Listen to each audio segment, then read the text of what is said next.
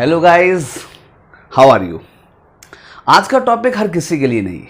आज का टॉपिक सिर्फ उनके लिए है जो किसी कॉम्पिटिटिव एग्जाम में अपीयर हो रहे हैं। और अभी जो सबसे बड़ा एग्जाम चल रहा है वो है यूपी का UP TGT and UP PGT. जो टॉपिक मैं पढ़ाने जा रहा हूँ वो यूपी टीजीटी एंड पीजीटी का है। ग्रामर का टॉपिक है और ये टॉपिक जो है वो 6 to 11th में भी आता है और यूपी बोर्ड में तो 12th में भी आता है, लेकिन दिल्ली सीबीएसई बोर्ड में जो है ये 6 to 11th तक का टॉपिक है ये। और इस टॉपिक का नाम है नरेशन। नरेशन ये यूपी टीजीटी और पीजीटी का टॉपिक है। सारे जितने भी एस्पिरेंट्स हैं, टीजीटी वाले एस्पिरेंट्स जिन्हें 7 अगस्त में अपीयर होना है, वो इस टॉपिक को बहुत अच्छे से देखेंगे। इस टॉपिक के बाद जो है आपको नरेशन पढ़ने की जरूरत नहीं पड़ेगी। आप सोचिए, आप अगर शेक्सपियर पढ़ते हैं तो शेक्सपियर को आपको बहुत सारा पढ़ना पड़ेगा, तब आपके कुछ मार्क्स जो है वो सिक्योर होंगे। लेकिन इसमें सिर्फ 2 वीडियोस या 1 वीडियो के अंदर मैं ऐसा करा दूंगा कि आपके 3 मार्क्स डेफिनेट हो जाएंगे। 2 मार्क्स नरेशन के और 1 मार्क किसका? पंक्चुएशन का, क्योंकि पंक्चुएशन में इसमें बहुत आता है। Okay, now this topic is for UP TGT and PGT and also for 6 to 11th and also for 12th if you are from UP board. Now, the topic name is narration or speech. It is called. What is narration? Narration का मतलब होता है कि मैं यहां पर एक reporter हूं, किसी ने मेरे सामने कोई बात बोली थी, मैं उस बात को अपनी ऑडियंस को बताऊंगा कि उस बंदे वाले, उस जो बोलने वाला बंदा था, स्पीकर जो था, उसने जो बात बोली थी वो क्या बात बोली थी। तो क्या है बेटा, टू नैरेट। इसे अभी देखो कॉम्पिटिटिव एग्जाम में कोई डेफिनेशन की तो जरूरत नहीं है, लेकिन हमें पता होना चाहिए कि हम पढ़ क्या रहे हैं। आप सिर्फ ऑब्जेक्टिव से काम नहीं कर सकते। आपको यहां पे समझना है कि टू नैरेट और प्रेजेंट अ स्पीकर सेइंग, एक स्पीकर की कहने वाली बात को प्रेजेंट करना, नैरेट करना टू सम ऑडियंस, कुछ ऑडियंस के लिए, बाय अ रिपोर्टर, रिपोर्टर के द्वारा जो है ये किया जाता है ये काम, इज नैरेशन और स्पीच। यानी कि जब कोई रिपोर्टर किसी स्पीकर की बात को किसी और बंदे को बताता है, this is called speech. Like Raju और रानी, रजनी, दो आइडेंटिटीज हो गए, पर्सन हो गए। ये बोलने वाला है, ये सुनने वाला है। और मैंने देखा था कि राजू ने रजनी से बात कही थी, आई एम योर फ्रेंड, लेकिन तुम वहां पर नहीं थे। मैंने अब तुमको बताना है, तो नैरेशन ये है कि मैं तुम्हें जो रिपोर्टिंग कर रहा हूं बेटा, दिस इज कॉल्ड नैरेशन। और मैंने क्या बताया, अब यहां पर जो है इसके 2 वेज ऑफ नैरेटिंग, इसे नैरेट करने के 2 वेज होते हैं, 2 तरीके होते हैं। किसको नैरेट करने के? द स्पीकर सेइंग, स्पीकर की कहने वाली बात को प्रेजेंट करने के 2 तरीके होते हैं। पहला तरीका आप क्या करेंगे, in the words of the speaker, speaker ने जो वर्ड्स बोले हैं, जो स्पीकर ने वर्ड्स बोले हैं वही वर्ड्स में बताना, क्या कहलाएगा बेटा, this is called direct speech. And in own words of the reporter, अब जैसे मैं हूं बताने वाला, मैंने स्पीकर के वर्ड्स को मैंने पिक नहीं किया, बल्कि मैंने स्पीकर के वर्ड्स को अपने वर्ड्स में चेंज करके फिर बताया उस बात को, बात वही बताई, बस वर्ड्स मैंने चेंज कर दी। वर्ड्स चेंज जो करते हैं वो प्रोनाउंस होते हैं, मैंने उन चेंज किया और मैंने in on words of reporter, जब रिपोर्टर अपने खुद के वर्ड्स में बताता है तो हम इनडायरेक्ट स्पीच या नरेशन कहते हैं। Raju tells Rajni that, now I am telling, ये मैंने एक सिचुएशन बनाई बेटा, ये राजू है, ये रजनी है। राजू रजनी से कोई बात कहता है, राजू रजनी से जो बात कहता है वो कहता है आई एम योर फ्रेंड। यहां पर बोलने वाला कौन? राजू। सुनने वाला कौन? रजनी। अब मैंने क्या किया, अब मैंने जो है तुम्हें ये वाली बात बताई है, तो ना तो तुम वहां पर थे ना मैं वहां पर, मैंने सुना था, तुम वहां पर नहीं थे। तो मैंने क्या किया, मैंने बताया कि राजू कहता है रजनी से, राजू सेज टू रजनी, और राजू ने जो बात बोली थी एग्जैक्टली मैंने डिट्टो मैंने वही वर्ड्स लिख दिए, आई एम योर फ्रेंड। मैं तुम्हें अपना फ्रेंड नहीं कह रहा, लेकिन राजू ने रजनी को अपना फ्रेंड कहा था, मैं वो बता रहा हूं। ठीक है ना। तो यहां पे मैंने क्या स्पीकर के वर्ड्स को चेंज किया? नहीं। क्या मैंने राजू ने जो वर्ड्स बोले थे उनको मैंने चेंज किया? नहीं चेंज किया। तो ये कहलाएगा डायरेक्ट स्पीच या डायरेक्ट नरेशन। और इसी वाली बात को मैंने क्या किया, राजू टेल्स रजनी, राजू ने जो बात बोली थी वो बोली थी आई एम योर फ्रेंड, मैं यहां पर मैंने चेंज किया Raju tells Rajni that she, he is her friend. मैंने आई को किस में बदला बेटा? ही में। और हर को, योर को किस में बदला बेटा? किस में? हर में बदल दिया। तो उसने जो वर्ड बोले थे वो क्या बोले थे? I am your friend. और मैंने क्या बताया? That he is her friend. क्या ये वो वर्ड है जो उसने, राजू ने बोले थे? नहीं है। क्या किया? मैंने चेंज कर दिया। ये कहलाता है इनडायरेक्ट। और हमने सीखना है कि इस डायरेक्ट को इनडायरेक्ट में कैसे बदला जाए। Thank you and look at first. और अगर हो तो इसे क्लिक कर लो, इसे जो है क्लिक कर लो, बाद में अपने नोट कर लेना, कुछ भी करना, but you have to understand this one.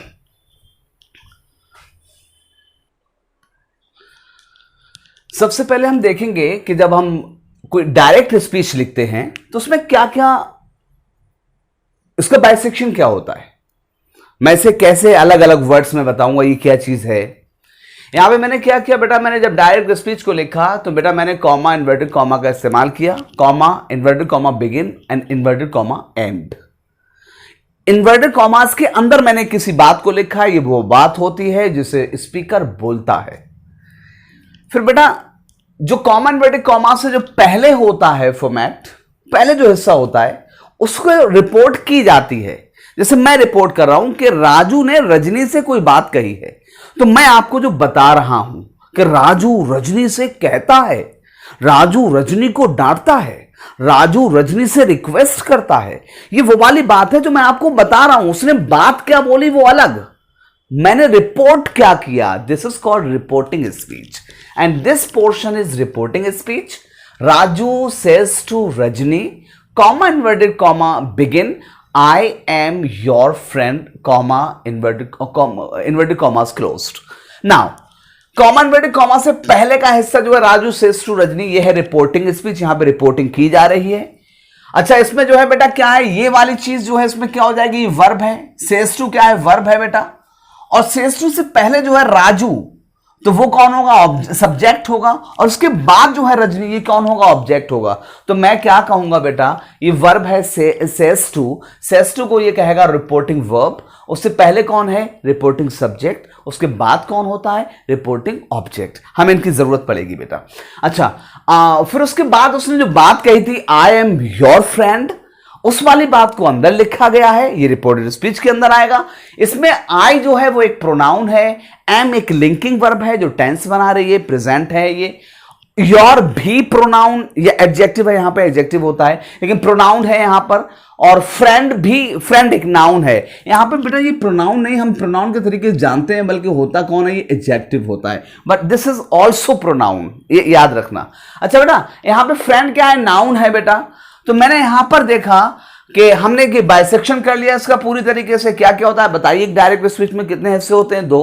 पहला कौन सा? कॉमन इन्वर्टेड से पहले वाला रिपोर्टिंग, और बाद वाला रिपोर्टेड। रिपोर्टिंग के हिस्से हो सकते हैं, वर्ब जरूर होगी, रिपोर्टिंग वर्ब, रिपोर्टिंग वर्ब को करने वाला यानी कि रिपोर्टिंग सब्जेक्ट, रिपोर्टिंग ऑब्जेक्ट होगा, और उसके अंदर प्रोनाउन होंगे, नाउन होंगे, सारा कुछ हो सकता है। अब बेटा हमने सीखना क्या है? हमने हमारे एग्जाम में जो आएगा वो चेंज करने के लिए आएगा, और ये हमने सीखना है rules to change direct speech to indirect speech. हमें डायरेक्ट स्पीच को इनडायरेक्ट स्पीच में बदलना है बेटा। और हमने इसके लिए क्या किया? रूल नंबर 1 है change the reporting verb if required. क्या मतलब समझ में आया बेटा? ये जो इसके ऊपर है सेज टू, ये सेज टू को आपने बदलना है बेटा, ध्यान रखना, सेज टू को बदलना है। यहां पे सेज टू हो, से टू हो, विल से टू हो, सेट टू हो, सेट टू हो, या आस्क हो, कोई भी चीज हो, यहां पर वो चीज को हमें बदलना पड़ेगा। सबसे पहला रूल क्या? Change the reporting verb if required. ये याद रखना, हम बहुत सी बार नहीं बदलेंगे लेकिन बदलते हैं। Second, replace comma inverted commas with a conjunction. ये जो कॉमास है बेटा, ये कॉमास और ये कॉमास, इन सबको हटा दो, रिप्लेस कर दो, और इनकी जगह पे क्या लगा दो बेटा? कोई कंजक्शन। वो दैट आ सकता है, इफ या वेदर आ सकता है, WH वर्ड्स आ सकते हैं, या टू आ सकता है, बस। थर्ड है change tense of reported speech if required. आप इसके अंदर आपको क्या दिखाई दे रहा है? आई एम का मतलब प्रेजेंट। आप इसे बदल सकते हो अगर रिक्वायर्ड है, तो हमेशा नहीं बदला जाएगा लेकिन बदला जा सकता है, एक कंडीशंस हैं। और रूल नंबर 4 है चेंज द प्रोनाउंस इनसाइड। अंदर जो प्रोनाउन होंगे, कॉमन वर्ड कॉमास के अंदर जो प्रोनाउंस होंगे, जैसे आई है और योर है, इनको जरूर बदलना। किसमें बदलना बेटा? As per the table given ahead, एक और टेबल जो अब आने वाली है उसके हिसाब से बदलना है। Note down this one. तो वो जो टेबल मैंने बताई थी पिछले कि जो अगले जो टेबल के हिसाब से हमने कैसे चेंज करना होगा, तो हम यहां पर जो है टेबल के हिसाब से इस तरीके से चेंज करेंगे बेटा कि एक टेबल बनाई मैंने जिसमें मैंने पर्सन्स लिखे कि इसमें पर्सन्स से केसेस हैं। पर्सन होते हैं 3, first person, second person, third person. Cases होंगे सब्जेक्टिव, पजेसिव, ऑब्जेक्टिव, रिफ्लेक्सिव और इम्फेटिक। ये मैं पिछली वीडियोस में भी बना चुका हूं, आप वहां पे भी देख सकते हैं। पहले में कौन कौन होता है? आई और वी होता है। सेकंड पर्सन वो, पहला पर्सन वो जो बात करता है, आई और वी होते हैं। सेकंड पर्सन जो सुनता है, यू होता है। Third person he, she, they, it होते हैं। ये इनके केसेस हैं बेटा। ये आई की my, mine, me, myself, we, our, ours, us, ourselves, ये तरीके से होता है। हमने सीखना क्या है यहां पर? वो जो सेंटेंस के अंदर इसने रिपोर्टेड स्पीच के अंदर जो लिखा हुआ था बेटा कि राजू सेज टू रजनी, मैंने वही सेंटेंस लिया जो पुराना मैंने लिखा था। राजू सेज टू रजनी, राजू रजनी से कहता है आई एम योर फ्रेंड। अब मैं इसको जब इसको इनडायरेक्ट में चेंज करूंगा तो क्या होगा? Raju tells Rajni that. अब बेटा मैंने चेंज करना है, किसको? आई को चेंज करना है। आई बताओ बेटा, सबसे पहले आई को देखो कहां पर है। आई हमें मिल गया यहां पर है, सब्जेक्टिव केस है, पक्का ना? कौन सा पर्सन है? First person. फर्स्ट पर्सन किससे चेंज होता है? सब्जेक्ट से चेंज होता है। और आपका जो सब्जेक्ट मैंने आपको बताया था, ये क्या बताया था मैंने आपको पिछली वीडियो में, पिछले उसमें, कि ये क्या है बेटा? सब्जेक्ट है। ये क्या है बेटा? ये वर्ब है। किसकी? रिपोर्टिंग की वर्ब है। ये क्या है? रिपोर्टिंग की ऑब्जेक्ट है। और बेटा मैंने क्या लिखा? अगर फर्स्ट पर्सन है तो किससे चेंज होगा? सब्जेक्ट से। सब्जेक्ट कौन है? राजू। राजू का मतलब कौन है? ही। अब राजू यानी कि ही, राजू ही होगा ना, मेल है। अब आप देखो आई और ही, देखो क्या एक ही लाइन में है दोनों? हाँ, एक ही लाइन में है, दोनों सब्जेक्टिव है। तो बेटा आई को हटा दो और ही को लिख दो। तो मैंने आई की जगह पे क्या लिख दिया? ही लिखा। टेंस नहीं बदलूंगा, इसमें ही इज रहा। अब मैं योर आ गया बेटा। योर कौन सा पर्सन है? चेक करो जल्दी से। योर है सेकंड पर्सन, है ना? सब बच्चे गौर से देखो, सारे जितने भी एस्पिरेंट्स हैं टीजीटी वाले स्पेशली गौर से देखो, ये सेकंड पर्सन है। योर क्या है बेटा? सेकंड पर्सन है। अगर योर सेकंड पर्सन है तो किससे चेंज होगा? ऑब्जेक्ट से। और ऑब्जेक्ट जानते हैं आप, ऑब्जेक्ट कहां होता है? ये लास्ट में ऑब्जेक्ट होता है। तो रजनी, रजनी का मतलब कौन है? ये शी, लेकिन ये ऑब्जेक्टिव केस है। तो शी का ऑब्जेक्टिव केस क्या होता है बेटा? हर। यानी कि आपको योर और हर को चेंज करना है। क्या दोनों एक ही लाइन में है? हाँ, एक ही लाइन में। दोनों पॉजिटिव है? हाँ, दोनों नहीं। ये वाला था हर, कौन सा वाला हर था? ऑब्जेक्टिव वाला। तो आपने क्या किया? आपने इस वाले हर को इसके सीध में ले गए, तो आप ऊपर ले गए, तो यहां पर भी इत्तेफाक से क्या मिला? हर ही मिला। तो क्या हो जाएगा बेटा? योर की जगह पे यहां पे क्या लिख गया? Her. And this is friend. Got it? पहली बार है शायद नहीं, दोबारा देखो बेटा। ही सेज टू देम, यहां पे सेज टू आ गया।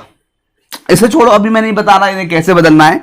She tells them, comma inverted comma that. बदलना है हमने योर को, और बदलना है किसको? माइंड को बदलना है। जल्दी बताइए योर का पर्सन कौन सा? पहले बताइए इस वाले में सब्जेक्ट कौन है बेटा? ये है रिपोर्टिंग का सब्जेक्ट। क्या है बेटा? रिपोर्टिंग का सब्जेक्ट। ये क्या है? रिपोर्टिंग की वर्ब है, सही। ये क्या है बेटा? रिपोर्टिंग की ऑब्जेक्ट। याद रखना बेटा। अब बताइए, अब मैंने चेंज करना है, योर को चेंज करना है। जल्दी से देखो इसमें योर क्या है? I am not telling. Your your your your second person है। Good, correct. अच्छा, योर सेकंड पर्सन है। अब सेकंड पर्सन को हम ऑब्जेक्ट से चेंज करते हैं। ऑब्जेक्ट कौन है यहां पे? दैम। योर को और दैम को जल्दी चेक करो, जल्दी देखो, ढूंढो। योर कहां है? ये है। और दैम कहां है? ये है। योर और दैम क्या दोनों एक ही केस हैं? नहीं, योर है पॉजिटिव केस और दैम है, सॉरी दैम ये वाला। दैम क्या है बेटा? दैम है ऑब्जेक्टिव केस है। यानी कि योर पॉजिटिव में आता है, ऑब्जेक्टिव में, दैम किस में आता है? ऑब्जेक्टिव में आता है। लेकिन हमने इन दोनों को पहले सेम केसेस में लाना है। अब बताइए, दो ऑप्शन है बेटा, या तो मैं योर को नीचे उतार के लाऊं दैम की सीध में, या दैम को ऊपर चढ़ा के ले जाऊं योर की सीध में। बताओ क्या होगा? हमेशा याद रखना, जो स्पीच जो डायरेक्ट है, आप डायरेक्ट वाले को क्या रखेंगे? वहीं पर रखेंगे, और जो दूसरा है उसमें चेंजेस करेंगे। यानी कि दैम, इसके अंदर कौन आया? योर आया है। कॉमा इन्वर्टेड कॉमा के अंदर कौन है? योर है। तो योर को आप कुछ नहीं कर सकते, योर को वहीं रखोगे जहां पर है। किससे चेंज कर रहे हो? दैम से। तो दैम को ऊपर नीचे करोगे तो दैम को कहां ले जाना पड़ेगा? ऊपर। तो योर की सीध में आ जाएगा। दैम को ऊपर लाए तो क्या मिला आपको? देर मिला। तो क्या होगा? Their turn is after. Mine आ गया, माइन ढूंढो बेटा, माइन कौन सा पर्सन है? माइन हमने ढूंढा, ये है पॉसेसिव केस है, फर्स्ट पर्सन है। फर्स्ट पर्सन किससे चेंज होगा? सब्जेक्ट से। सब्जेक्ट कौन है? शी।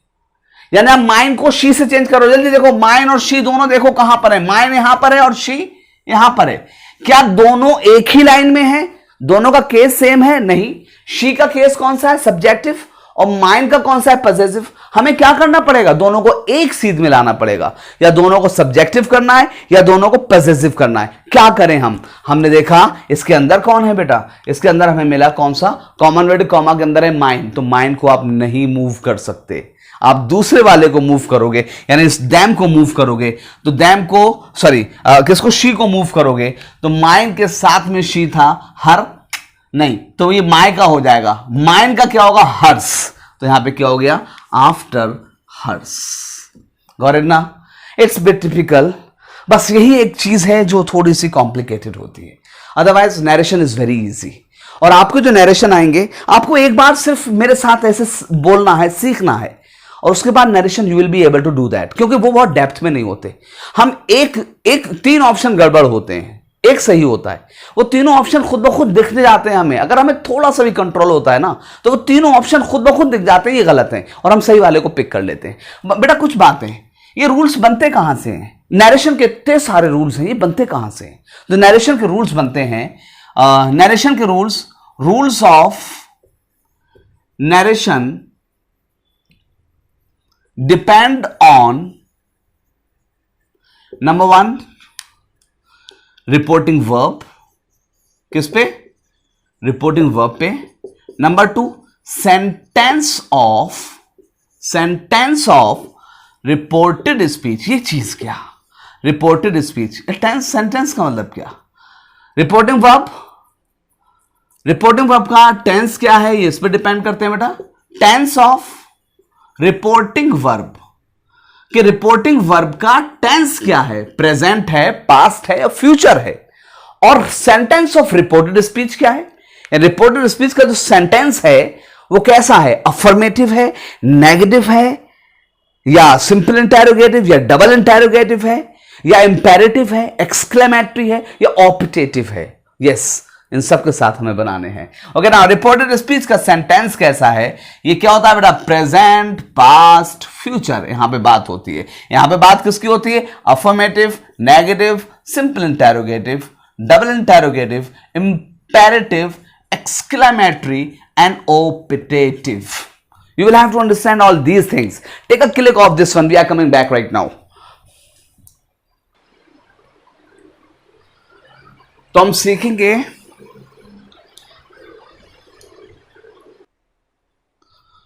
सॉरी नॉइस फैक्टर था इसलिए मुझे थोड़ा सा रुकना पड़ा। तो हम सीखेंगे बेटा क्या कि रिपोर्टिंग वर्ब और सेंटेंस ऑफ रिपोर्टेड स्पीच कैसे रूल्स बनाते हैं, कितने सारे रूल्स हो सकते हैं।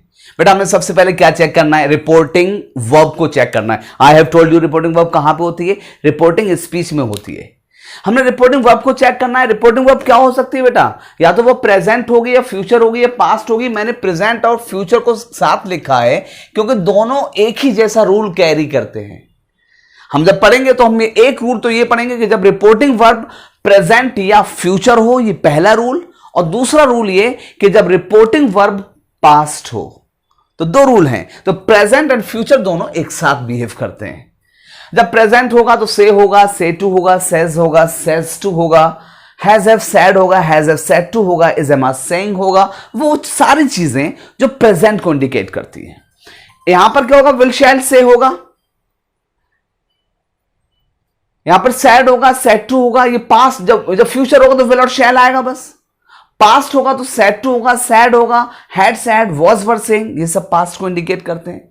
और दूसरी चीज हमने क्या चेक करनी है बेटा? कॉमा इन्वर्टेड कॉमास के अंदर का सेंटेंस कैसा है, यानी कि सेंटेंस ऑफ रिपोर्टेड स्पीच कैसा है।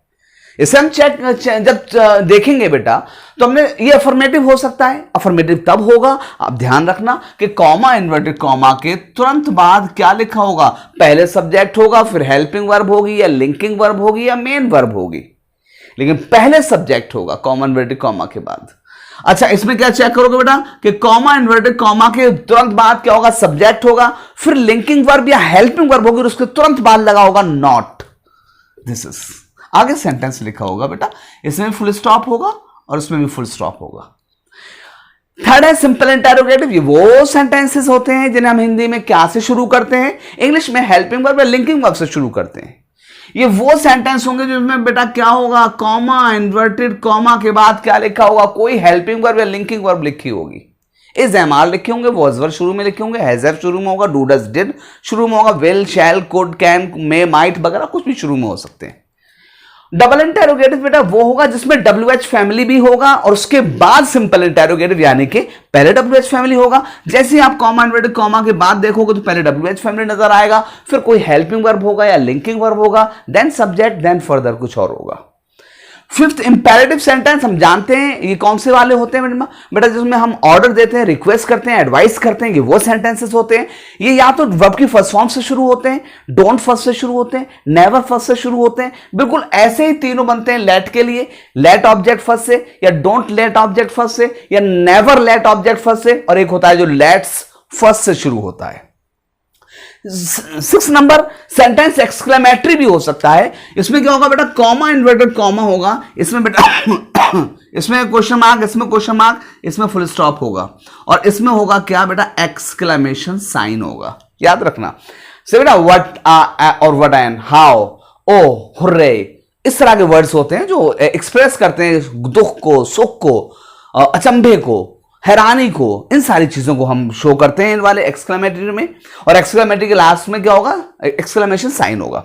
और सातवां ऑपिटेटिव भी हो सकता है। ऑपिटेटिव कौन से सेंटेंस होते हैं बेटा, कि जब जो है क्या होगा बेटा, मे फर्स्ट फॉर्म या मे गॉड फर्स्ट फॉर्म होगा, इसमें भी एक्सक्लेमेशन साइन होता है, और उसमें जो है साइन जो ऑपिटेटिव वाला साइन होता है इसमें, और उसमें ब्लेसिंग्स या कर्जेस होती हैं बेटा। दे आर, इतने तरीके के होते हैं, डायरेक्ट एंड इनडायरेक्ट।